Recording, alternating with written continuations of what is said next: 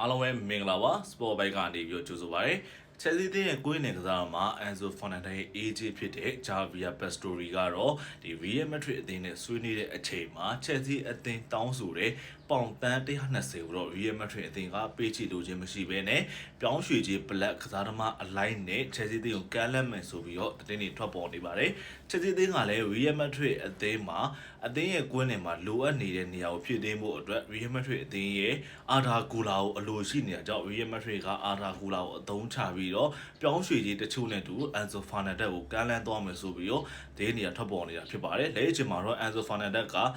ဒီ Real Madrid အသင်းကိုပြောင်းရွှေ့ဖို့တော်လေးကိုအလေးတာနေပြီး AJ ဖြစ်သူကိုယ်တိုင်ကလည်း Real Madrid အသင်းနဲ့တွဲဆုံဆွေးနွေးမှုတွေလုပ်နေပြီဆိုတဲ့အတွက်ကြောင့်မို့လို့ Enzo Fernandez ကကမ္ဘာဖလားပြီးတဲ့အချိန်မှာတော့ Real Madrid အသင်းကိုရောက်သွားဖို့ရှိနေတယ်။ဒီပြောင်းရွှေ့ကြီးကတော့ပြောင်းရွှေ့ကြီး Black အာ